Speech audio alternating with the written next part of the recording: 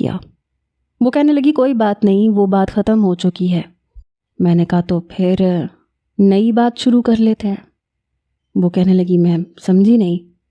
میں نے کہا دیکھو میں چاہتا ہوں کہ ہم فون پہ بات کیا کریں، اور مجھے نہیں لگتا کہ تمہیں اس بات پہ کوئی اعتراض ہوگا۔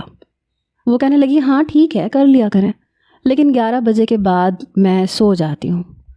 اس کی سوئی پھر اسی بات پہ اٹکی ہوئی تھی۔ اس کا مطلب 11 بجے کے بعد وہ اپنی کارروائیوں پہ نکلتی تھی۔ لیکن میں نے اسے دن کے ٹائم بھی آئس کریم پارلر میں بدلہ لیتے ہوئے دیکھا تھا، اور وہ بھی لاہور میں ڈکیتی کر رہی تھی وہ، اور بینک بھی اس نے دن میں لوٹا تھا۔ پھر مجھے اسی ڈاکٹر کی بات یاد آنے لگی کہ دن میں بھی کسی وقت ایسا دورہ پڑ جاتا ہے۔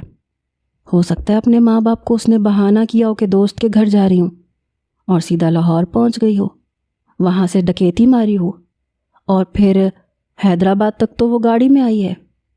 میرا دماغ پھر سے گھومنے لگا تھا، آخر چکر کیا تھا؟ اصل حقیقت مجھے اسی وقت معلوم ہو سکتی تھی جب میں ملیحہ کا پیچھا کرتا۔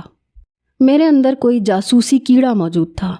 ایک چیز میرے دماغ میں آ جاتی تھی تو مجھے اس کا تجسس اس قدر زیادہ ہوتا تھا کہ رات بھر نیند نہیں آتی تھی۔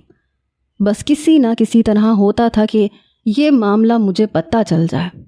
یہ بھی کہہ سکتے ہیں کہ تجسس کے مارے میرے پیٹ میں مڑوڑ اٹھنے لگتے تھے۔ جب تک سچائی میرے سامنے نہ آ جائے مجھے چین نہیں آتا تھا۔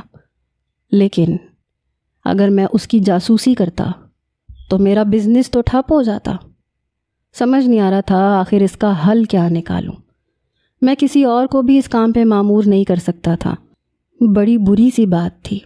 اگر کسی بھی نوجوان کو اس کے پیچھے لگا دیتا تو وہ یہ سوچتا کہ میں ایک لڑکی کا پیچھا کیوں کروا رہا ہوں، اور دوسرا پھر اس کے والدین کو پتہ چل جاتا، وہ